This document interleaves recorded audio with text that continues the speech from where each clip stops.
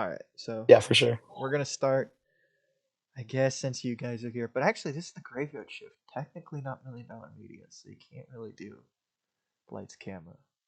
What? Alright, if you want to do it. What? You're right. You're right. We can't. So what you got? What the fuck? Okay, well, you- so the compromise to this is you have to get us on a real episode so we can do it. Yeah, Yeah, for real. yeah, a real episode. Yeah, not one of these bullshit Halloween episodes. One of the real ones. All right, proper title and everything. We're gonna put this in before the video. That you invited us onto because you were nice. Yeah, And Fuck because outta here. you missed us. yeah. Just because you wanted him to say hi to your friends. Uh-huh. No, can't believe you. Having friends, tragic, cringe. Get it out of here. Cringe. Mhm.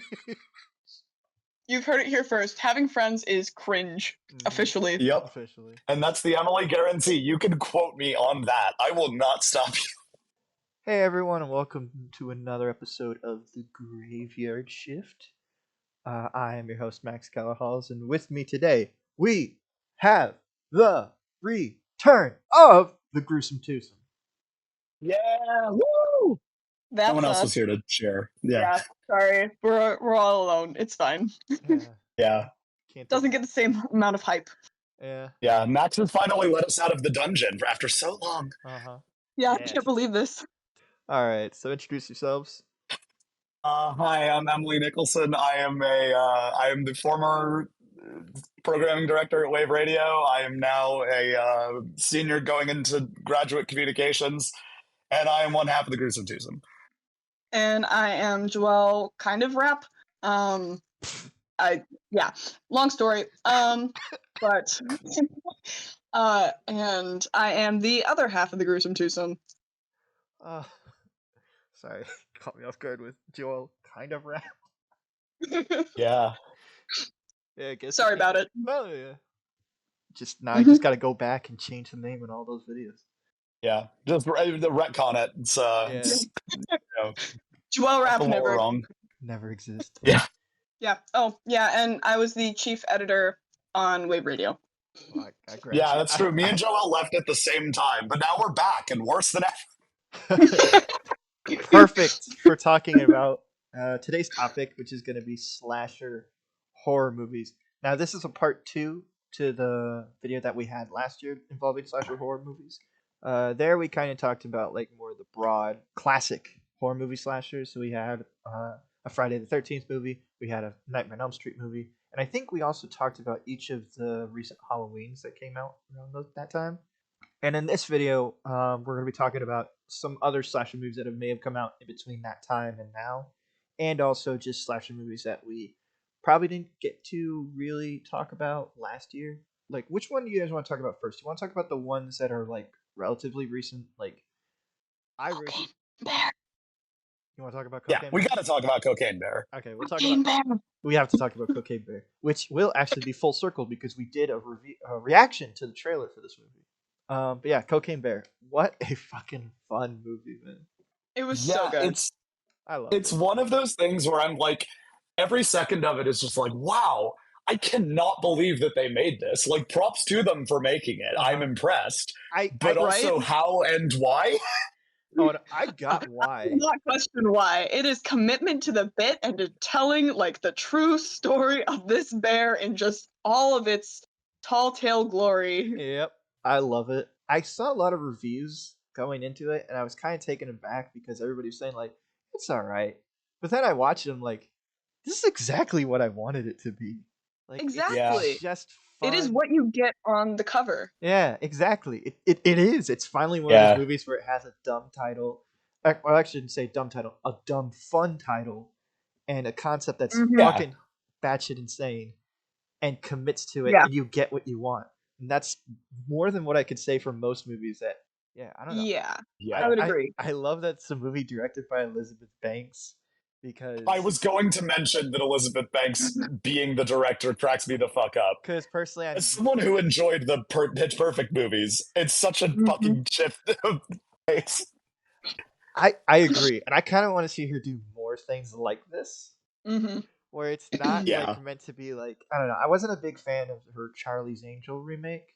Mostly it's Yeah, just like it was sort of a miss. yeah, I totally understand where she was going for. I just think that it didn't really work. But this one I felt Yeah. really got that 80s B movie aesthetic right. And the cast is insane. Yeah. For, So many famous people, so much like fun for such a stupid idea. Also, Well, not that like a stupid idea, but like a ridiculous idea. it's something that happened that they're just embellishing. So someone Yeah. really did jump out of a plane, drop cocaine, and Mhm. the cocaine fell into the jaws of a bear. Yeah. Mhm. And that did happen. But what didn't happen is pretty much the rest of the film. So Mhm. for me, that's what I just really liked about it. It's just that, look, they understand that this film is just bad shit insane. Who's your favorite cast member? I'll start by saying I really like Alden Ehrenreich as like the guy who just is just depressed the entire time. He was I don't know, I like Alden Ehrenreich. I liked him as young Han Solo. Mm. He he was one of the, I think he was the drug dealer played by Ray Liotta, rest in peace. His son in the movie. Yeah, I think so. Okay, I don't know. I just really like that actor, and I liked him in the movie as this particular character. He made me laugh constantly. Mhm. Is there any particular cast member Yeah. that stood out to you? I mean, just the fact that Ray Liotta was there. I mean, again, rest in peace, but it's just so incredible that he was just present in this Yeah. movie. I don't know. It's kind of a fitting final film, honestly. Only because, like, Yeah. one of his most well known characters is from Goodfellas, who eventually dealt cocaine. Yeah, so it's kind of it's funny for him to come back around to that drug dealer role in just the most batshit movie possible. Exactly, and I thought he did really well in the movie as like, I guess you could say the bad guy, because like the Yeah, bear. for absence of a better antagonist Yeah, choice. yeah, Mm. because the bear's not entirely evil. No, the bear is literally just a bear. Yeah, and It's that's just on to cocaine. Being on cocaine does not make you evil. exactly. Mhm. It just brings out your natural inhibitions, and when it's a fucking bear, Oof. yeah. Yeah. Uh, so in my typical fashion, I know none of the actors' names that you are throwing out there. I'll be Oh, honest. okay. Um, Did you have a I particular I favorite got character? nothing. Character. I loved the little like scout boy that just like Oh knew yeah, absolutely nothing but pretended he did, and so he just ate a spoonful of cocaine. yeah. That was funny. I wish they kind of went more into that because they kind of just do that and nothing happens. Mm-hmm. If you could go a little bit farther with it, Yeah. I would go farther with that part. But I feel like everything else was just right. Mm-hmm.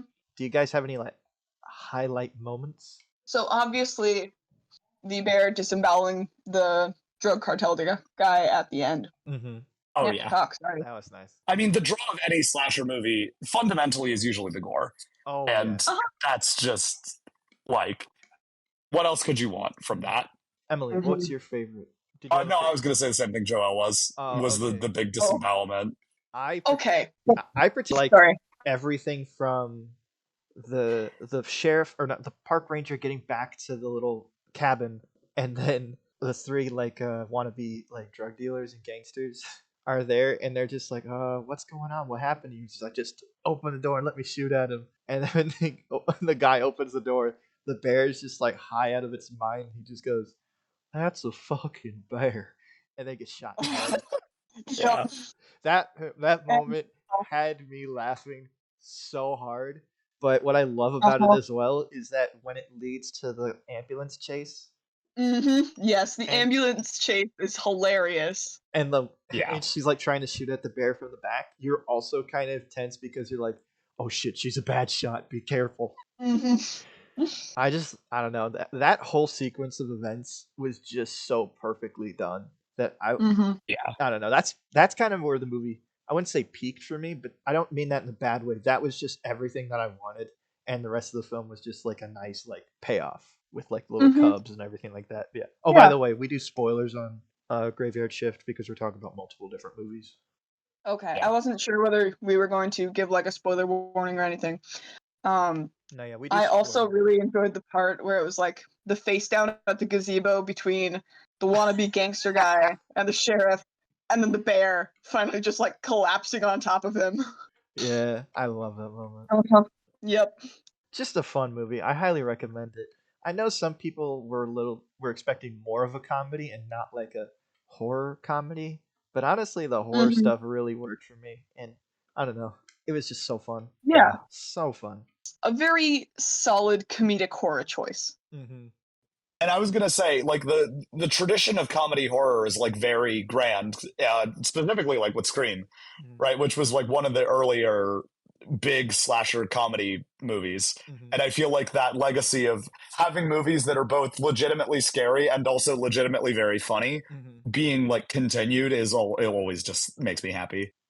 We'll be talking about another horror comedy in a bit that I really think balances that whole horror and comedy really well. Maybe more comedy, I should say, but just a It very is fun such a movie. comedy. It's so good. How about we keep going on movies that recently came out? All right, so the two that I know that recently came out was Evil Dead Rise. Now, did anybody else see this movie? No. Oh, I did not. Damn I'm it. sorry. Yeah. Okay, okay. But please. Okay, so I think I should preface this by saying I'm a huge fan of the Evil Dead franchise. For all of its problems and controversies, I just find Mhm. everything in this franchise so fun and so, I don't know if I should say earnest, but like No, it's just that's a good way of putting it. They never devolve too much into the self-awareness. Like yeah, I think the earnestness like works in a way. yeah, like Like it Mhm. they know what they are. They're yeah. gory, Yeah. fun, crazy films where you just want to see horrible shit happen to people. Yeah. Although I will say, in the grand scheme of things, there's obviously the one scene in the original that they chose to remake in the remake of the original, which still is a baffling decision to me. That was an iffy choice. But otherwise, I think Evil Dead as a franchise has like a pretty stainless legacy, besides that like I one thing. agree. And Sam Raimi has come out and said that yeah, that was probably a bad idea for the first film, where at the time he's admits it as just like when you're young and you're just like trying to make an impression, you just go for it and see just try to like get a rise out of people. Yeah. And he admits No, that it Mhm. definitely has like the aura of that. It's just like, why did they redo that in the remake? That was beyond unnecessary. I don't get that reason. Like, Mhm. I don't see why that had to happen in the 2013 Evil Dead. But for the original, they have apologized. Yeah. Yeah, I think. No, I'm not beefing with Sam Raimi. I'm Okay. actually legitimately much more concerned with the idea of why the fuck is it in the remake? Like, I don't know. There's a we lot of. didn't need to do that again. Oh, I was just asking if you guys could give like a quick trigger warning of what that kind of was, if people haven't seen it yet and are kind of curious. Okay, so. Yeah. Yeah, I'll talk about it. So, trigger warning, it does involve sexual assault. Got it. It's the scene involves one of the women goes out into the forest just trying to escape whatever's going down at the cabin, and suddenly like the evil is like a very has no body, and so it's just like it just possesses anything it can get a hold of. So it gets a hold of a bunch of different branches and leaves and basically pins her down, and then you just see a branch just go whack right into her vagina. What a Anything crime. yeah, you don't see anything like too explicit. Like you It's see, clear what's happening. yeah, you Mhm. clearly see what's happening, and Gotcha. she gets out of it. She runs away. In the remake, it's a bit different. It's the same. It's still the same setup, but what they're implying in the remake is that when it happens, it's a little bit more disgusting because of the sound effects, and it's like this weird tree branch twig snake like thing that goes up there, and Hmm. It's and bad. It's unnecessary. it's really Sounds unnecessary. unnecessary. It's Yeah. Hmm. it's a little much, and Yeah. the only thing, and I don't agree with it because there's like Evil Dead, people just get possessed just because. Like they say that's how she got it possessed initially, is that thing took over her body, but I'm like, that didn't happen to anybody else. Yeah. So like your reasons are bullshit. Yeah. No, I would definitely agree with that. And it sucks too because obviously Evil Dead has had such a massive legacy Uh huh. in terms of what it contributed to horror movies and how many horror movies have like followed in its footsteps. Oh hell And so to yeah. have this like really sort of massive red blemish from the first film is just very unfortunate because it means that it's difficult to talk about the series in a way that's like positive without being like, but there's this thing from the first movie that's like Really a problem and it shouldn't have been there. And the fact that it was you can't even argue that it was like a product of its time because it was horrendously inappropriate when that first movie came out as well. Oh yeah, Yeah. definitely. hmm So it's just kind of an issue of like, again, massively influential series that's done a lot of good things for the horror genre. It has some issues, and that is the big one. Personally, if I were to start with any of the films, I would just go right into the sequel because in the first Yeah. like 10 minutes in Evil Dead 2, it's just like a quick recap of Evil Dead 1 without all that shit. And personally, Okay. Evil Dead 2 is so much better. It's more what Evil I Dead 2 is the one with the hand, right? Yes, and personally, my favorite on-screen movie character of all time was Ash Williams, who is in the first movie, but it's different. Yeah. The Evil Dead franchise has a really weird, like, it doesn't really have a continuity. It's just more like each film is its own thing. This is Bruce Campbell fucking around. Like, Yeah, it really is. And what I appreciate about like these newest films with the Evil Dead 2013 and the newest film, which I will get into, don't worry, is I like that they're just going back to personally what I appreciated more about the first film and the overall dread and feeling of like this evil is surrounding you and you never know who or what it's going to take over next. I think Evil Dead Rise, this newest one, is one of the best in the franchise. It's right up there with 2 with me. Evil I Dead- liked the ideas from what I saw of it. I just never got around to watching it, but the concept intrigued me more than a lot of modern horror movies do. I won't say it like breaks any new ground. It's just really good at what it is. You know what I mean? hmm Where it's Yeah. just like you know what you're there for. You're there for an Evil Dead film. You're there for like gruesome violence, demon that has a very foul mouth, and when it's like your mom too, it's terrifying. The overall like sadness and dread of the film just kind of comes through more with that overall like element of it. Plus, I'll also say this: like, I would really wish Emily would have saw this because I would like to get her opinion on this. But there's a lot of like interesting things with like how they depict each of the kids in the film. I know there's a particular trope in horror about like killing your gaze. Yes. And That's a trope in everything, but horror is no Yeah. exception. yeah, and I feel like yes, a lot of them do die. However, when it's an Evil Dead film and you do have more than just one character, I think it's a bit fair. But I also appreciated that like one of the main actors in the movie is a trans male. I actually did not know that. That is Yeah. very cool. Like they never really like go into the pronouns of each character, mostly because they just say their names, and you're kind of just more focused on what's going on than like that stuff. Yeah. But Yeah. Got bigger fish to fry. yeah, exactly. Yeah. But because it's a more like the family's more progressive in punk rock because like the mom is a tattoo artist, the son is a wannabe DJ, the middle child is a activist, and then they Sure. have the youngest daughter who's just still like an adolescent. But then like the mom's sister, so the aunt, is like this band technician, and there's a running joke throughout the film where they just call her a groupie. Nice. Yeah, and it's actually kind of comes around in a really cool way at the end of like her character arc. You could kind of tell when this film was written. It has an interesting angle of like pregnancy and abortion.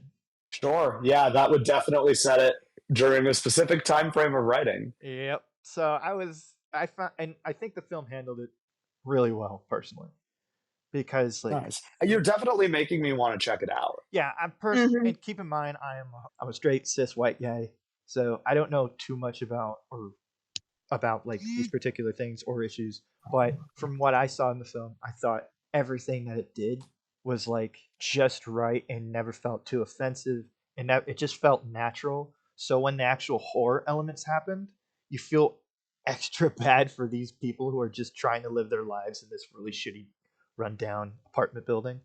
Yeah.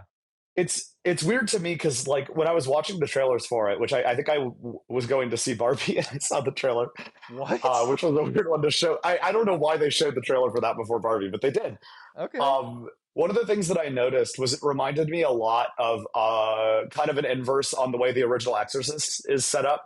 Yeah, Uh, yeah, I that, could see that. which was really ironic to me because the Exorcist also obviously has some elements about like the way these people are living and how that kind of contributes to what's going on in Reed, the plot. And so it's interesting to see that they explore that in this movie as I, well. from what I remember, and I do have to watch it again because I really did like it. There wasn't a lot of elements about like them living in this rundown place personally that I noticed. Only because like again, there's a lot of shit going down that takes you away from that. So like, there's a couple times where like, ah, this place is like shitty lighting. The elevator works sometimes, but other than that, like, there was no real element of like, I don't know if you want to call it gentrification or like class culture or anything like that. But I don't know. I will say, and if we're just going to jump right into it, the gore and visual effects are mwah, outstanding in the film. Like, they know exactly what's gonna like make you wince and cringe, and like Evil Dead's known to have like really specific painful gory moments. Like the first one has a pencil getting stabbed in someone's Achilles heel. This one has Yep. one that like made me cringe because it's involves someone chewing on glass and you see it go down their throat. Ugh.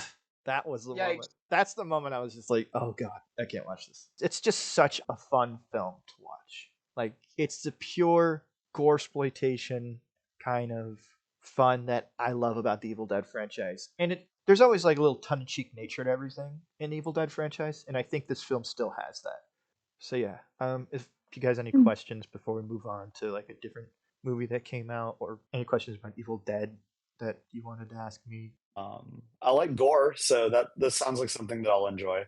I highly recommend it. I th- I think it's interesting to look at again this kind of legacy of the fact that we're doing Evil Dead again. We're doing these like we're doing Scream again for fuck's sake, right? Like I mentioned Scream earlier as like one of the big granddads of like comedy, like tongue in cheek sort of horror movies.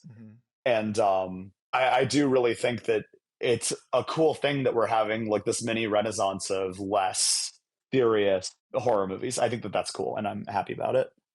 Okay, I would kind of put some caution in there because like we do need to contrast it with stuff like the Scary Movie franchise, which is just straight up ridiculous and feels kind of cheap even as you know what you're getting into. Stuff like Cocaine Bear and like you were talking about the tongue-in-cheek nature of the Evil Dead franchise in general still has some high quality gore and stuff versus anyways. Yeah, I exactly. digress. Yeah. No, yeah, like well, first of all, no, we don't talk about those scary movie films. No, not at all.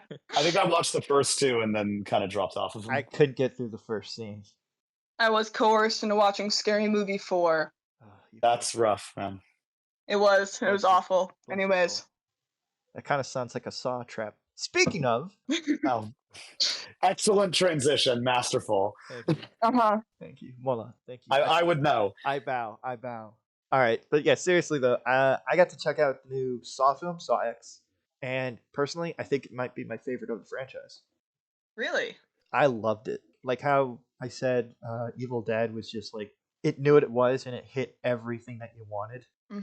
This Saw film did that for me as well, where it's like you get a great setup with John Kramer, who is Jigsaw, and when you actually get to the payoff of all the Saw traps, it's all the more satisfying because like you hate every single one of those people that are in that Saw trap. I don't know, man. The janitor was a bit much. The janitor. He just sort of showed up for work. Oh, so you saw Saw X? I have seen bits and pieces of it, but I do know the shit with the janitor, and I was just like, I mean, he just showed up for work. Like that's most of these people definitely deserved it, but that guy. You mean the janitor? Like, oh wait, you Hold mean the on. guy at the beginning of the film? Yeah, the guy in the eye vacuum thing. Well, okay, we're talking about. I guess he's aware that they're doing it, but that's on the poster. Fuck off. That's not spoilers. Well, no. Well, this is a spoiler. That doesn't happen. Really? Yeah, like you see John Kramer watch the janitor like steal something out of that dying patient's room, and you then immediately cut to that saw trap. Once the trap happens and the eyes get sucked out, it goes back to John Kramer looking at the guy, and the guy just puts the stuff down and Jigsaw. John Kramer just goes, "Good choice." So it never happened. Interesting. Yeah, that part was not shown to me with the context, so that's unfortunate. But Yeah. What I love about that scene, because initially I was kind of let down, but what it kind of told me is like, no, it kind of just goes into the head of John Kramer, who's just like, he sees something that's clearly wrong, and he immediately devises a saw trap for it. Sets up what happens when he gets duped by these people who are trying to fake cancer treatments. Like, these people are trying to take the last bit of hope of so many people and then just take it away for them just to get a little bit of money. They're horrible people, and so when when it happens to John Kramer of all people, oh, it is so satisfying to see these people just get the worst things happen to them. yeah, and I think it kind of hits on an element that people have been criticizing the later Saw films for, Mm-hmm. which is that they felt like the ones that John was still in before he, spoiler alert, kicks it. The ones that he was still in, people have argued like, well, some of those people maybe didn't deserve it, or he didn't kill them for a good reason. Mm-hmm. And that was like a criticism that a lot of people had. And so to go back to like, nah, these people fucking deserve it. And These people are all the fucking scum of the earth. Like, yeah, and what I love about it too is just like all these recent Saw films have tried so hard to figure out a way to connect it back to John Kramer. So like Jigsaw turned out to be a prequel to the first film, but also have like a secret apprentice, and then the one with Chris Rock was just another guy who just really liked John Kramer and just wanted to go after cops. yeah. So for this Just film, getting Tobin Bell back for a prequel was the right move. we like Tobin Bell. Why don't we just make him the main character of the film for once? And you really do kind of feel sorry for him when he thinks he's been like taken care of and quote unquote cured. You kind of see that he's like trying to like piece his life back together of like, well, maybe I don't need to like do this anymore because honestly, like I don't know why it's taken him that to see how fucked up what he's doing, but besides the point. But then when like he figures out that he got screwed over, like yeah, that's like he was just like, nope, I need to do this. And there's a really funny moment in the movie too, where like the doctor asks him, so like you're old, like what do you used to do? He's like, oh, I was a civil engineer. And he's like, oh, and she asks him, oh, so what do you do now? And he's like, I help people realize their true potential and understand the meaning of life. And I laughed my ass off because I was like, you know what? Yeah, that's what this guy would think he's doing. Mm-hmm. I feel like this is the perfect movie because I know that for like the Don't Breathe movies, they tried to do that sequel where they made the bad guy the main hero, but instead of making an anti-hero, they made it an anti-villain. And people kind of criticized that because they were like, this dude did horrible, horrible shit in the first movie and you're just making him a good guy now. That's not cool. This movie, you feel bad for him, but at the same time, you're like, nah, he is a sick individual. And this is just how he goes about doing his revenge plots in just very elaborate ways. I think that it's an interesting point that so many of these kind of style of movies, rather, kind of sets it up so that it's based around kind of the moral sense of justice and completely glazes over any kind of like legal justice. Like it acknowledges that that's totally going to get discarded and not mean anything. Mm-hmm. Yeah. I don't know. It's hard to describe, but it's a really satisfying thing to watch. Uh-huh. I agree. And yeah, it's definitely like especially with like the slasher movie genre, especially with the Saw franchise, it's just like, oh man, just imagine like the worst people just put in a situation where they're not the people on top anymore. And like that's what I love about this franchise. And yeah, admittedly, it's not the best like horror movie franchise out there, but whenever I think of like Halloween, I definitely go to a Saw film. It's solid. Yeah. Yeah. It's fun in the let's watch some people get fucked up way, which is like a fundamentally different appeal to a lot of like other horror franchises. Like, I don't know, I'll use Halloween as an example because it's the one that comes to mind, but I think the appeal of Halloween is not always in its gore, but in the like the stalking and the oh shit, is this person gonna get got, like whatever, right? Like the build up, the suspense. Whereas with Saw, it's like, no, I want to watch horrible things happen to this person's body, and that's going to be my entertainment. And like what can we put the human body through? And I feel like this movie really did some things where I'm like, oh Jesus. Like I don't know what it is, but I don't like the idea of having to like one girl has to cut off her leg, and not only do that, she has to put something inside her bone to take out the marrow. Oh man. And that entire scene, I was just like, oh god. Like I couldn't watch it. I Mhm. was just like wincing the entire time, and like Bones have nerves in them. yeah, Yeah. oh yeah, yeah, and Mhm. like it was just a really difficult scene, and like it's a different. It's also interesting how this film depicts a leg getting amputated, and the first film depicts a leg getting amputated. Mhm. Whereas the first film, it's a little bit more low budget, and like there's not a lot of gore shown on screen. Not this film. You see Jesus. everything, which is personally, it's kind of nice. I understand the whole Jaws mentality of like don't show the monster right away, but sometimes I kind of want to see the monster right away. But yeah. Mhm. Yeah. I think the thing for me that turns me off Saw a little bit is I like some of the ideas it brings to the table. Mhm. I just I struggle with like gross out gore. Like that's not really my alley. I enjoy gore. It's just the like we're gonna show something really gross for a while is like hard for me. I get that. I Mhm. think as long I know my limits. I just there are like specific areas of violence I get squeamish about. Like I can't do fingernails or like eyes Oh, typically. okay. If we're gonna get very Mhm. specific, yeah, that's stuff. I can't do fingernails either. Yeah. I guess for eyes, Mhm. I've seen so many eye stabs in movies it doesn't affect me anymore. Yeah, well, it's like I can do like big object eye stabs. It's like needles that I get Yeah. squished. Mhm. I'm gonna move on from Saw because I kind of want to talk about these films. I don't know if any of you've seen them, but I feel like if we're gonna talk about like gross out gore movies, we have to talk about like Terrifier 1 and 2. Oh my god, they're so fucking funny. Sorry, that's like the wrong reaction to have to Terrifier, but those movies are hilarious. They are funny. I mean, I like them just because again, they just go for it. Yeah, that's one of the only like movies where I'll be watching part of it and I'll just be like, oh man, what the fuck? Like, Yeah, right. I mean, the first film, like, honestly, I feel like these films are just like a showcase of great special effects and makeup. I was just gonna say, I think what the Terrifier films hit on that a lot of like I'm gonna use this term loosely, but hear me out on this. Mhm. Clown based horror. Yes, yes, a, lot, yes. a lot of what a lot of clown-based horror I think fails to capture is that in addition to being sort of scary, clowns are supposed to be funny.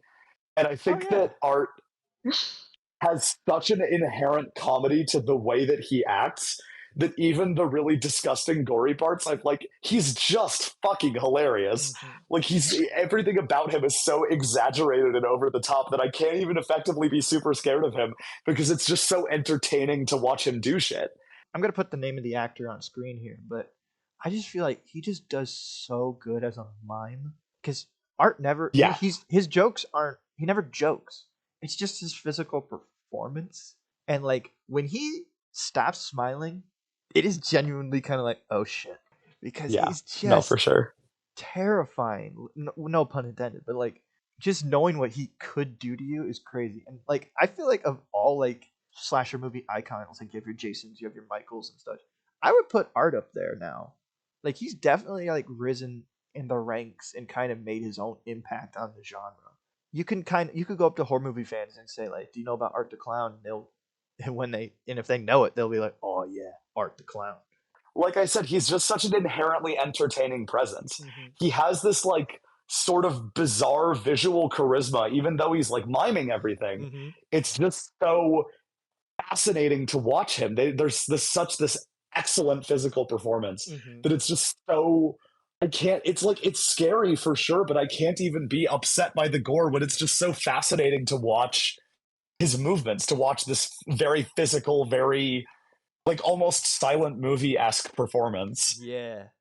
I also say the scene, like, I still think about this scene because it kind of haunts me. There's a scene in the second one where it's in a bedroom, and, like, oh Yeah. my god, like, I thought I've seen it all, but Jesus Christ. Yup. Like, it was just so. And the part that, like, kind of goes to what you were saying about it being, like, kind of funny is that it's very dark humor in this part. And I'm talking about, like, pitch black humor, where, like, this poor girl's just, like, writhing on the ground. Like, she's just cut up. And, like, I think she got, like, her face slashed, like, down her eye and everything like that. It's just, and then he just comes back into the room with bleach and salt and just proceeds to just like dance around her and just pour it on her. I'm like, Jesus Christ, dude! Like, It's just wild, it is. wild ass fucking movie. It makes me more like worried about the people who write scenes like that more than the actual like effects and anything like that. Like, someone had to write that down on paper, and I'm worried about that person. I feel like that's fair. Are you okay, dude? I also say this, like, Terrifier genuinely got like a big box office, which I think is really cool. Seeing like an independent filmmaker who made his own franchise has now paid off in the end, because it made like millions of dollars on like a ham sandwich budget. Yep. And Mm-hmm. I just think that's really cool. And just like a guy just went out, did the time, put in the work, and now he's got his own franchise and he's working on the third one right now. Where I'll say this, the first one doesn't really have a story. It's just a special effects showcase. I actually do like the story in the second one. I like the main actress. Yeah. And like I just like the idea of it, the mystery behind the lore and weird magical elements that go into this franchise now. And I'm curious to see where they take it. I just hope that it just doesn't break the franchise, and kind of how like there's a Halloween film where Michael Myers is like part of a cult. So I don't want it to be like that. Ah, yes, of course. Yeah. I don't want it to be like The that. best Halloween film, everyone's favorite. Yeah, it does have Paul Rudd. Well, I mean, That's if it has almost Paul Rudd, it. yeah. I mean, like, we all know Paul Rudd has only been in good movies. Like, that third Ant-Man movie, fantastic, peak cinema. Why, you know, Paul Rudd being in it, only reason it was good. Link to the review here. Oh shit, I wasn't trying to do a plug. Do not watch that video. Abort. Fuck you. No cross-promotion allowed. Fuck you, I need to get paid. Do not give Max AdSense, I repeat. I don't think this video is going to ever get AdSense because of what we're talking about.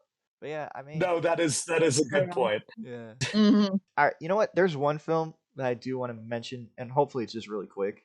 I want to talk a little bit about Malignant. I don't know if any of you saw this. I don't even know what the fuck that is. No, I did not get the chance to see it. Okay, Malignant is a movie that came out during the pandemic from Warner Brothers. It's a James Wan film, the same guy who brought us Insidious. Oh, I do know what this is. Sorry, I lied. Yeah, I love this film. Malignant is the perfect like big budget B movie ever, because it's just like the moment the twist happens and you find out what Gabriel is, I loved it. I was just like, oh, I'm so on board for this. The first time watching it, I was like, okay, it's from the same guy who did Conjuring and Insidious, so it's gotta be some weird like ghost thing going on. And then when you find out what it is, I'm not gonna say what the twist is, but when it happens, I was caught so off guard and I laughed my ass off. And then the rest of the film is just the right amount of bad shit insane, and it's perfect. Like, I feel like every actor in the film knows exactly what kind of film they're in, and they play into the cheesy, campy B movie nature of it. And it's definitely intentional, and like, but it's a cheesy B movie script with a great vision and A movie production, which is personally my kind of favorite movie, where it's just someone just going out there and making something fun for fun's sake. Yeah, and yeah, I highly recommend, if you haven't seen Malignant, please go out and see Malignant. It's not a film for everybody. If you don't like it, I understand, but for me, I love it. It's just so fun. But yeah, do any of you want to talk about any particular slasher movies? I feel like we definitely do need to talk about Tucker and Dale versus Evil. Yes. You were hinting at it earlier. We gotta get it in. Come on. No, I love this movie. I did not see this one, but I have heard good things. Oh, it's Emily, you would love it. You'll love it. So it is like, you know, like the killer hillbilly trope. Mm-hmm. Yeah. No, it's that, except like literally they don't kill anyone. These kids just die in horrible ways, killing themselves on accident. Mm-hmm. In very suspicious ways, mind you. Mm-hmm. And in reality, they're just like the nicest guys. They just were trying to have their nice little vacation home in the woods and Uh-huh. talk to this nice college girl and all that jazz, and Uh-huh. then people are dying. Why are these kids killing Well, as a some of my southerner, friends? this speaks to me. Oh, you'll love it. You'll love it then. Yeah. Because Uh like huh. personally, it's my favorite depiction of Southerners in a film, where it's not like they're evil people. They're just people. Awkward. Yeah, they're just awkward. Like they don't Yeah. I understand. think too. Yeah, I love it. It's so funny. I think it does have one of my favorite lines in it, where Hmm. I think it's Dale. He's talking to the main girl, and he's just like, "Oh, I knew if a guy like me talked to a girl like you, someone would end up dead." Hmm. That's my favorite line, and I don't know. That's a line that I just want to have written somewhere. Like that just Yeah. that says It's me a so lot. good. It's so funny. Hmm. And Alan Tudyk Yeah. as Tucker is so funny. I love Alan Tudyk. He's so Yes. funny in the film. Like Dale is a bit more of the traditional like dumb hillbilly with a heart of gold. Hmm. Tucker is a more like that tough southerner who is The still smooth likable. talking who can get Yeah. out of anything. You know. Exactly, yeah. But he's still like a little bit of a hillbilly who still likes to do some fun Hmm. things. So these two are like perfect for each other. It's definitely big brother, younger brother energy between both of them, and I think they have perfect chemistry with Hmm. each other. And Yeah. also, Dale has really good chemistry with the girl in the film, and you kind of I would agree. believe that like she would kind of fall for a guy like this. I mean, One of my favorite parts in the film is just like, so Emily, how much do you care that this gets spoiled for you? Oh, I don't care Okay. at all. There's one scene. She is like a psychology major in college, right? oh, And so she wants to be a therapist. So she tries to do a sit down between her very prejudiced friends who are like want to kill these guys and can I stop you real the quick Dale. about the Yeah. prejudice friends? The main guy who's supposed to be like a flip on like the male lead in like a horror film, like the big tough Hmm. guy. He's so funny. Chad is so funny, and what they do with that character. Of course, his name is Chad. Exactly. His like gimmick throughout the film is he has an inhaler, and one joke I found really funny in the beginning is he takes a puff of weed and then immediately goes to Yeah, the inhaler. That's his awesome. inhaler. Sorry to It's interrupt you, so but I just funny. had to bring that character up, especially for this scene. Yeah, no. And like, of course, negotiations go completely wrong. Like, it ends up the house explodes, and Dale and the main girl are out on the lawn. She's just like looking back at the house, and she's like, "I'm a terrible therapist." And I just died. Same It was time. so funny. The comedic timing of this entire thing.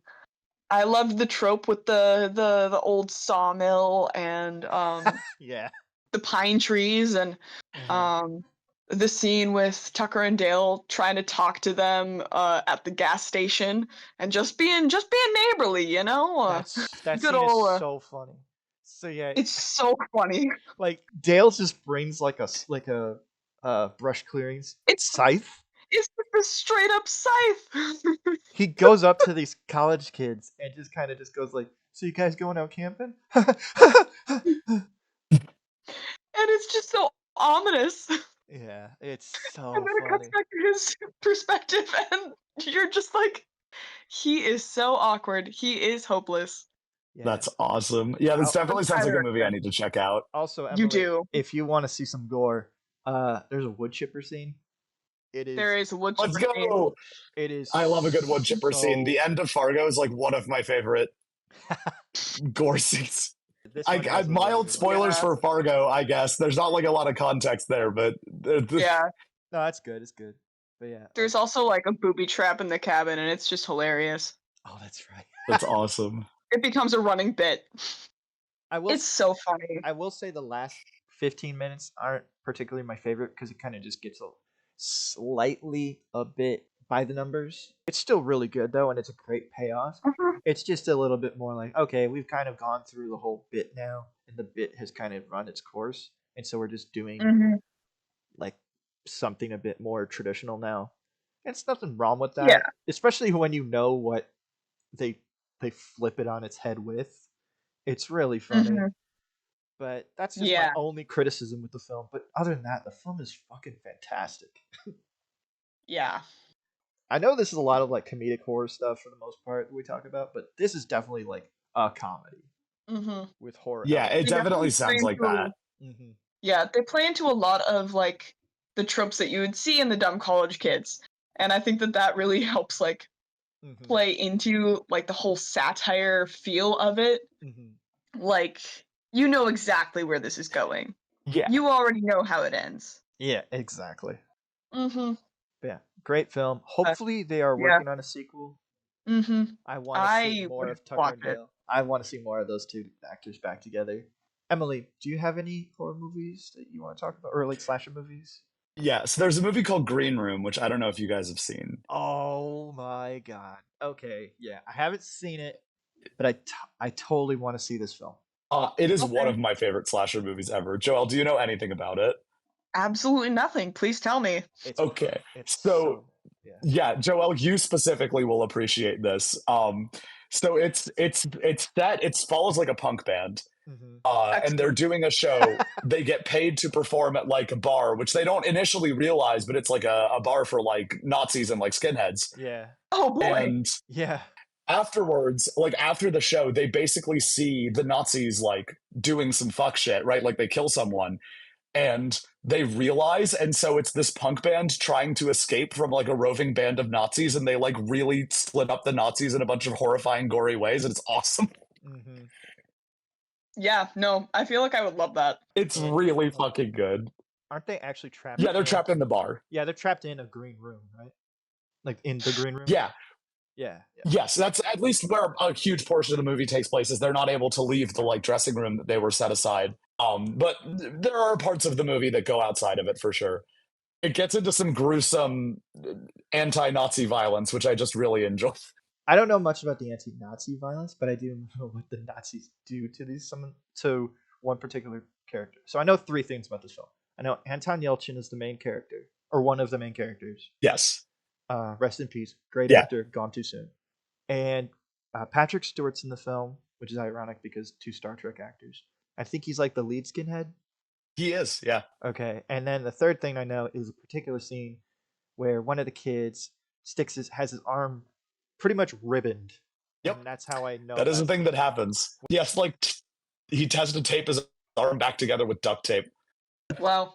Yeah, It's raw as fuck. Would you believe me if I said that's not even the most violent scene in the movie? I'm now shocked because I can't get that image out of my head. I will warn you slightly that I'm not going to get too graphic with what happens. There is a scene where someone's abdomen gets ripped with a box cutter. Oh god. Which is pretty fucking brutal. Yeah. Yeah. It's interesting how they do the violence though. I actually really like it because like they don't shy away from showing it. They just don't show it for very long. So you get these like brief glimpses of something really horrifying, but they'll typically cut away from it. Okay. So it's a mix of both like mindsets of horror. Yeah. Got it. Okay. Yeah. Yeah. It doesn't feel like we're gonna revel in sadism, but like fucked up violent shit does happen. Which apparently I like. Yeah. I absolutely loved Green Room watching it. It's so good at delivering on the tension. It's so satisfying to watch when these characters do like get the jump on Nazis or whatever and kill them. It's just so much fun because it's like fuck these people. Exactly. Right? Like they're just so completely evil and Patrick Stewart delivers such a great performance as like a full-on completely awful villain that he just really comes into his own. And it's fantastic. Serious recommendation for that movie. If you can stomach it, it's a really fun time. And Anton Yelchin is obviously fantastic. Imogen Poots is fantastic. Oh, Imogen Poots is in the film? Yeah, she's the other main character.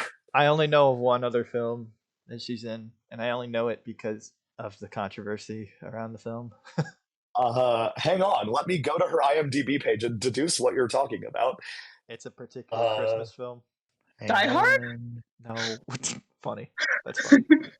Hang on, let Do me you want me run to through do you want me to just this. tell you because it technically is a slasher? Well, But no, I want to figure it out. okay, okay. Would it be?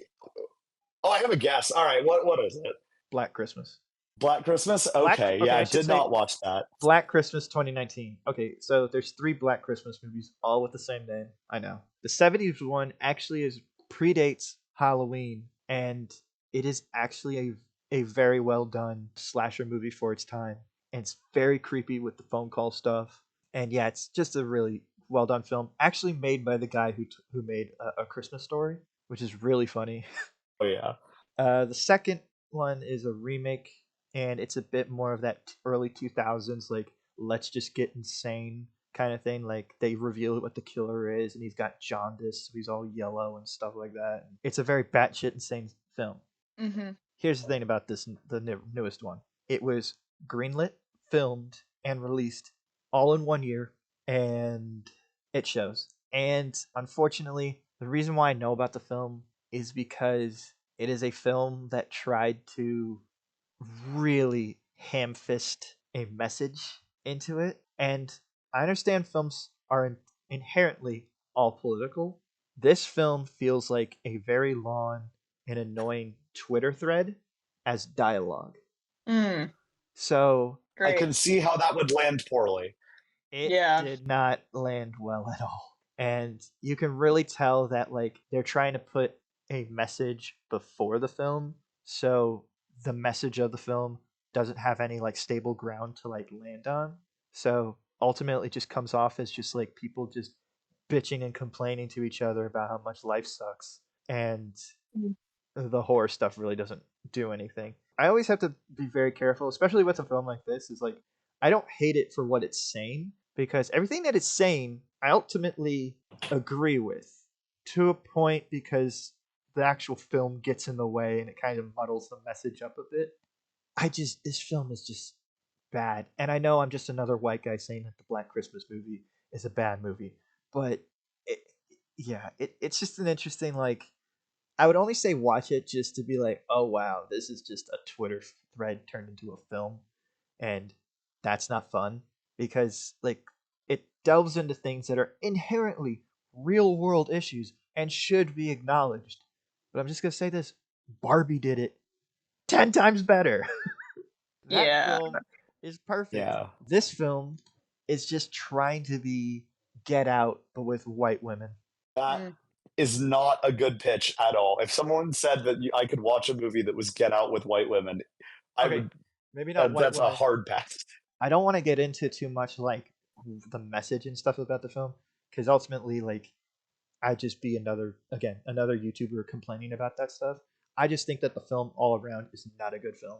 Very I haven't clear. watched it, so I can't comment. I know, and Mm. that's a thing too Mhm. because I feel like if you two watched it, you may have different opinions than me. Hmm. But I don't know because personally, I don't see how anybody who even agrees with the message would enjoy this because ultimately it's not a good film. Like Mhm. it's a PG-13 slasher film. It's like you're not gonna get any cool kills or any memorable kills for that matter. So the film takes place in a college campus, and the main character, Imogen Poots, trigger warning, she was SA'd, Mhm. Sure. and that's what I'm saying. Like the message behind the film is kind of like it's hard to talk about and like in why it's a bad film when it has stuff like that, which is like, well, if you think it's bad, then you're a piece of shit for saying that this shit happens. No, I understand this shit happens. I just think that when you talk about this stuff, you should probably back it up with good fucking material. I Mm. do think that there's something to be said for the idea that when you're tackling a serious subject like sexual assault, you really can't bring your C game because it's just going to come out offensive to all sides, Exactly. right? Like Mhm. people are going to either see it as preachy and annoying, or they're going to be like, wow, you're taking this super serious subject and you're not treating it with like any of the respect or delicacy that it deserves. And so you just lose if you're not like ready to fully engage with that. Hmm. And I think this Mhm. film does both, where it comes off as really preachy and annoying, which sucks because of what it's about. Oh, I'm just gonna spoil what the twist is. Yeah, the evil frat in the film is controlled by evil black goo given to them by the former slave-owning master of the college, and the black goo controls these men to do evil actions. Subtle. Right? Wow. Right? What a time. Yeah. And so Yeah. what this means to me is like, okay, so hold on. These actions aren't actually the actions of these men. It's evil black goo. So everything that happened to these women is all because of magical shit. Well, so like even if you track the metaphor of the idea that like like cultural hegemony, right? Like the idea that these ideas and these negative behaviors are being passed down generationally. Oh yeah, yeah, That I is got that. still a Yeah. weird way. Yeah. Mhm. Well, yeah, no, I'm not saying that you didn't. I'm just saying, like, even if you don't look at it on the literal level of this was magical shit, even on the metaphorical level, it's like a weird way to absolve these men of like doing horrible things because it's not Yeah. like cultural hegemony or whatever is like mind control. It's not. It's just patterns of behavior that are reinforced that people perpetuate. And Exactly. it's not impossible to not do those things. And so chalking it up to like magical mind control feels really reductive and gross in a way that's almost like hashtag not all men type thing. Oh And yeah. it's I'm like Yeah, I don't I know. would That agree. has Which is really funny you bring up that because there's an actual scene in the film where like one of the boyfriends of the side characters just kind of gets fed up with these with the girls and like saying that all these guys are rapists and stuff. He's like, guys, not all men are rapists and stuff, and they just immediately just start arguing back and forth in front of each other. Keep in mind, this boyfriend until this scene was the most supporting boyfriend in a movie you can imagine, and then flipped. well, that's sort of funny. Actually, I respect that as a bit. It's just like this dude is super nice until he's remotely challenged and then is just awful. I actually respect that as like a bit. I guess if the way I'm saying it might work, but in the film it comes off very abrupt and not funny. Ugh, like it's a very frustrating film to talk about because I don't want to come across as like someone who like hates anything to do with these messages and thinks all of them are wrong. I don't. I genuinely think these things should be talked about.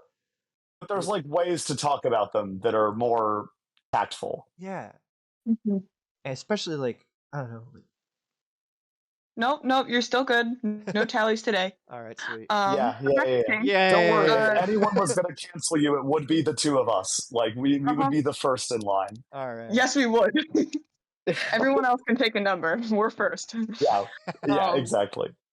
Like we got front row seats to this show. Come on. Yeah. Yes. No, we've Um, been in the canceling Max trenches for like over like several years at this point. Yeah.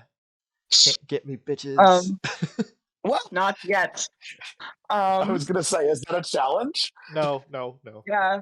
Like we know how to make hashtags. We're savvy. One of your comments kind of reminded me of something that popped up in another movie that made it onto the list.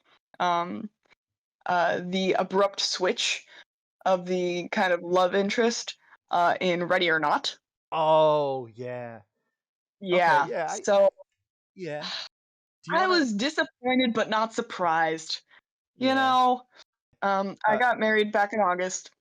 So yeah, that happened. That's why I was kind of Joelle rap, cause legal stuff. Anyways, now being married, does this film like have like a weird like? Ugh, I don't know about this.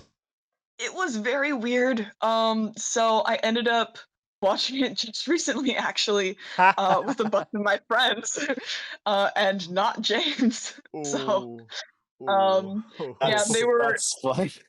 they looked at the subject matter and they're like, and I'm like, it'll be fine. I was intrigued before we got married and all that stuff.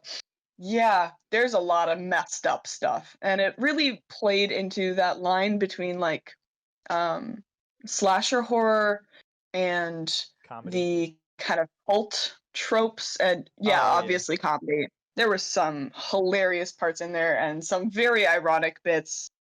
I think the ending is really funny, personally. The ending is one of the funniest parts, not gonna lie. It's Yeah. just like so ridiculous Uh-huh. that you just kind of can't believe that that's what they went with for the ending. But um like some of her final lines are just perfect. Yeah. Like Can I just say um Samara Weaving is yeah. fucking incredible. Just in general. Yes. She's the best. And I love seeing her in things. She appeared in Babylon, which is a film I liked from last year, and I was so happy. Emily, did you watch this one? I did not. I wanted to when it came out, and I never got around to it. That's so fair. That almost happened to me. Can we say it's the Robbie Basic effect? premise for anyone who has never heard of it before. It's the one where the bride gets married and then on her wedding night is forced to play hide and go seek and has to survive the night with her in-laws trying to kill her. Mhm. And Sure, that landed super well. oh yeah, well, and Uh, honestly, some of the characters in there, I'm just like, what is happening? You know? mhm. There's a butler that is absolutely psychotic. He isn't even part of it. The whole reason they're playing this game is because they're under a curse from some, like, I don't even know. It was like some Satanist cult in the end, obviously. They have to play a game the wedding night of any, like, marriages in the family. And it's almost always a different game. And there's only one that is, like, deadly in this manner. So the husband says, "You picked the one bad card," leading us to believe that, oh yeah, none of the others that we see as the in-laws had to go through this. It is just her. Mhm. Which really makes a lot of sense when you see some of them. Oh, they're the worst. They are the worst, honestly, and you're like, yeah, no, these people have done nothing. They are complacent and complicit. Just And they leeches. deserve, Yeah. they are benefiting off of the suffering of this innocent girl that had nothing to do with it. Who Um, just wanted to like and live happily married. yeah, she was just so excited. All she wanted was a family because, like, she didn't have any of her own. She was super excited to be married and have, like, this big family of in-laws, and Yeah, these fucking in-laws had to it was ruin it. very frustrating because certain character choices just made no sense whatsoever. I really want to Um, ask you which ones in particular, but that would be spoilers. yeah. Um, I don't know. Personally, I'm thinking of the mom. Yeah, I get that. I was gonna Uh-huh. go more for the brother. The brother also, yeah, uh-huh. Really Um, interesting character, him, I'll say that. Yeah. the husband, yeah, he's up there. His role in the whole film is really interesting because like he knew kind of what was like in store if certain things were to have happened. Mm-hmm. So Yeah, but like, yeah, it's if really he hard was, to not spoil like certain yeah. things. So I already kind of alluded to that, and we already said plenty of spoilers on this episode. That's So true, but when he has like that for change of heart at the end, it doesn't make any sense to me because he had been helping her all throughout the movie. I only It, see it it. made no sense. I think it's because like in that moment he knew that he would never really have her as a wife. Like they were not going to end up happily ever after all this. So it's ultimately selfish. I'm not saying it's not selfish. I'm just saying that like I understand the reason why he did it. Not saying that I agree with it. I'm just saying like it's a very frail, weak man kind of thing to do. It is such a weak man kind of thing to do. Yeah, if Yeah. he were to have played it, well, to be fair, I think that is a great character kind of thing of like playing both sides and ultimately realizing you have to choose a side. Mm-hmm. And yeah, it's a And really interesting thing to do, and it really goes against like the whole idea of like marriage and what it's supposed to really represent it as a single really guy. felt, in your expert opinion, Yeah. that's what marriage is about. So no, I really felt like it made a kind of sense in that it felt as an antithesis to like his brother's arc. Yeah. Like his Yeah. was a falling into corruption versus his like this uh very much spontaneous redemption, or like it kind of felt like he was always on the edge of it, of the edge of making this kind of correct choice, and then he finally went for it instead of hesitating. Mm-hmm. So I thought that was interesting, at least. There was also a big trend of very violent kids. Um, that was Yeah. generational violence was very much real. The most violent people in that movie were probably the grandmother and the kids. Which is kind of funny. Yeah. That grandma grabbed that giant axe and was just like, "Let's get her." Uh-huh. No, she was ready. Can I say? Aunt Helene came for Yeah. blood. Can I say what my favorite little thing throughout the whole film is? Absolutely. I love that the family doesn't know if the curse is actually real. Mm-hmm. That was the funniest Yep. thing to me because like all these cult things where they're like, well, if we do this, this should happen. And I love that they keep having to second guess each other. Like I think one character at one point looks up online what evil devil curses have to involve or something like that. Yeah. Uh-huh. I That thought sounds about right. I was like, that is such a thing that we would do now where it's like, is this real? Mm-hmm. And I And just then another point in time looking up how to use a crossbow. yeah. I don't know, it made the family feel more real in that Mm-hmm. aspect where it's just like you got like your crazy grandma, you got your crazy daughter-in-law, and then I Are you like that. talking about the sociopath? Yeah. Yeah. Mm-hmm. I also thought that the patriarch of the family, the dad of them all, was really funny. Yeah. It's Kittredge from Mission Impossible 1 and the recent one. Wasn't he the other dad in Cheaper by the Dozen 2? I've never Was that seen him? that. I've never seen that. I'll just say, yeah, great film. It's also the directors of these films, which they're a group called Radio Silence. They went on to do the recent 2 Scream films. So that's Scream 5 and Scream 6, Mm-hmm. which seeing their like blending of comedy and horror really makes sense for Scream. So yeah, we all got to pretty much talk about a couple slasher movies. Is there any on this list that we want to talk about real quick? I kind of want to talk about Texas Chainsaw, only because like it is the like classic slasher. Yeah, I'm shocked y'all didn't hit that on the first episode. That feels like I square know. one. I know, and that's kind of why I want to talk about it now, just because of just like how influential it is. And like you watch Texas Chainsaw, and then you go watch Tucker and Dale for any other cabin slasher or backwoods hillbilly slasher. Texas Chainsaw was the backbone and like blueprint for all those films going forward. Yeah, it's fucking forefather of a forefather. I mean, that is like one of the biggest like to a genre. Like if there was any film on this list that needed to be part of like a film school, this one. It's so visceral, it's violent, it's sweaty and gross. And yeah, Toby Hooper, just great director, a good first movie, and then take or leave everything after it. Yeah. What, you're not the biggest like Texas Chainsaw Massacre 3D fan? The best movie ever? Actually, it's just Texas Chainsaw 3D. Well, okay. I didn't know you were such a huge fan of it. Clearly you are. You know the fucking name by heart and everything. I only found interest in it because it has Alexandra Daddario as the main lead. Oh, there we go. Yeah. But Max is the problem yet again. Yeah, I'm the problem. But hey, I'll admit it. But yeah, other than that, the film's total fucking garbage. But then again, it does have Scott Eastwood in it, so there you go. Emily, do you have anything really to say about Texas Chainsaw, real quick? Like anything about the franchise in general? Like there was recently a video game that came out. I mean, there was a video game that came out. Much like everything past the first movie. Yeah, yeah.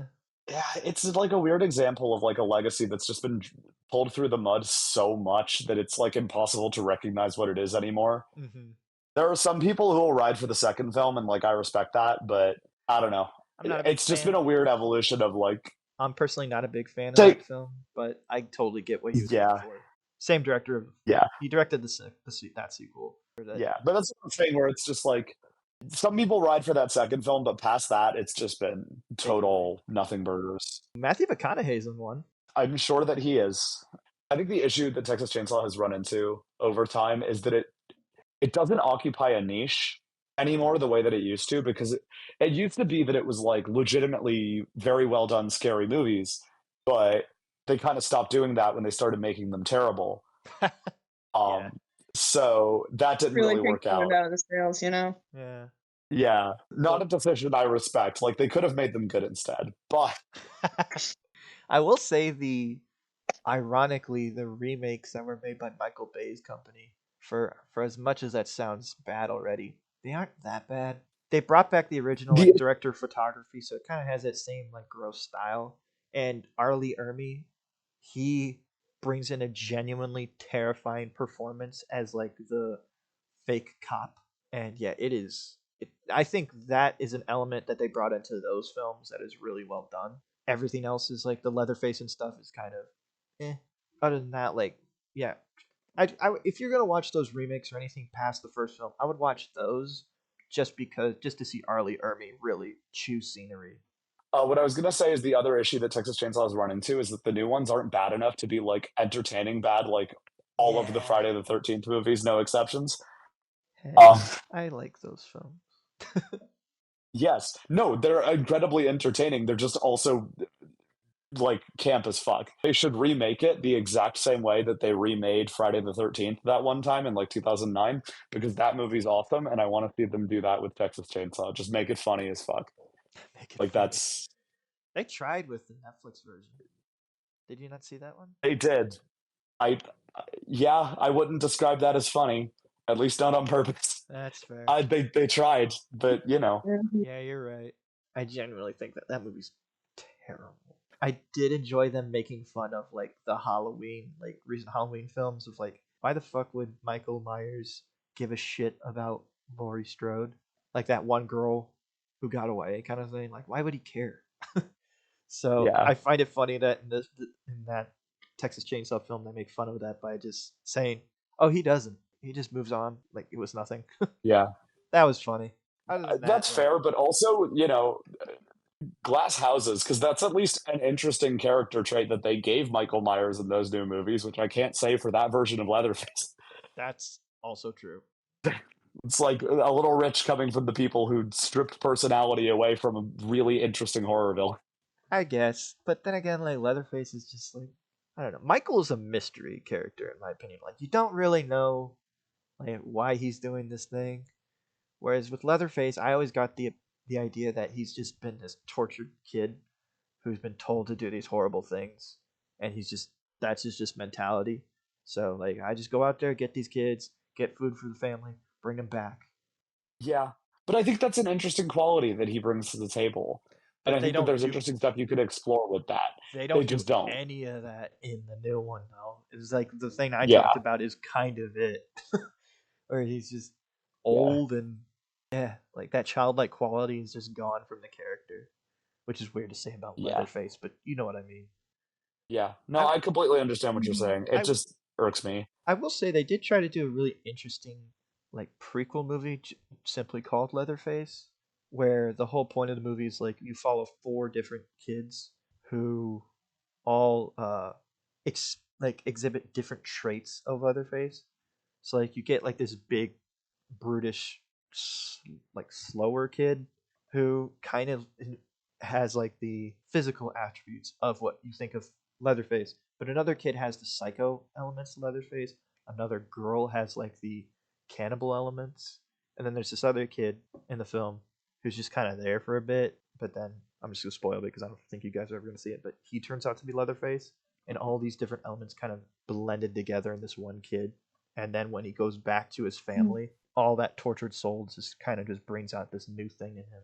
And yeah, I don't know. It's just I also remember there was an interesting thing that they were gonna do is that with that film, they originally wanted to make the twist be that the girl we follow throughout that film was gonna be Leatherface.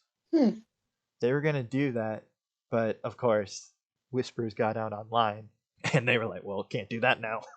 That's unfortunate. It is because I'm curious to hear what you have to say about the certain aspects of Leatherface because in that first film, he does have one of his faces is of a woman, and he starts to act a bit more matriarchal-ish once he has that mask on. And a lot of people have brought out theories that there's I don't know what the proper term is, but Leatherface is Like gender dysphoria? yeah, I don't know what the right term would be, but a lot of people say it's an early, not well depicted version of that kind of stereotype. Well, yes, because there have been a million films where it's like, what if the serial killer secretly dressed up like a woman? Wouldn't that make him like a freak? Like how awful would that be? Yeah. Which was that was a thing in Psycho, that was a thing in fucking Silence of the Lambs, that was a thing in Texas Chainsaw.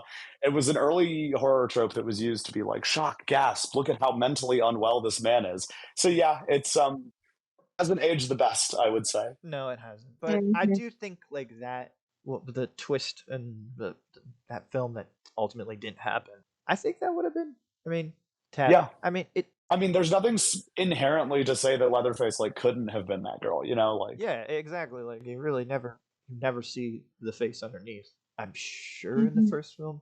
I'm not sure. It's just an interesting thing that I kind of at least wanted to address because if we did, it'd be kind of weird if we didn't address it at least, especially like what we talked about earlier. Just the nature of Leatherface is just an interesting like character. I know one yeah. film really went into that idea, and it was the film with Matthew McConaughey, but they kind of made it. You want to talk about something that didn't age well? That did not age well. Yeah. Well, and I mean, a lot of Texas Chainsaw has aged on a really iffy level because even putting aside the transphobia, you also get into like some pretty rough depictions of disability. Yeah, Mhm. I know exactly what you're talking about. Yeah, where it's like this feels inappropriate. I Yeah. don't think you showing this way Uh huh. can't be doing that, as my manager at work would say. Can't be doing that. Um, That is such a can't be manage doing that. any horrible thing in the news. Can't be doing Can't Mhm. just can't be. Yeah, I've started saying that to my friends. It's just like, man, can't be doing that. that. It's such like an earworm phrase. You just once you start, you can't stop. It's just so applicable in so many situations. I would say that's the perfect thing to say about all of these characters. Yeah, can't be doing that. Mhm. Yeah, I think like that's all I have to say about Texas Chainsaw. Interesting franchise, good first movie. I thought we talked about a lot of interesting concepts, and I would think that's a great place to end it. Do you guys think so? Yeah, Yeah. for sure. All right. Mhm. Do you guys want to say your name one more time before we leave, or plug anything that you may have? I'm Joelle Rapp signing off. I would endorse going outside and touching some grass. I'm Emily Nicholson signing off. Read the research I'm involved in. I don't know. What is the research you're involved in? It's social psychological research related to death related anxiety and existential terror. You gotta link it. Are you kidding me? Come on. That's very in theme with just everything involved here. Mhm. I am So doing graduate research with these people, so I'm excited. sweet. I've been your host, Max Keller Halls. Please like, subscribe, and share. We got 2 more videos to do for the Halloween special of the Graveyard Shift. We hope you enjoy them. And yeah, hope you have a good day. Bye.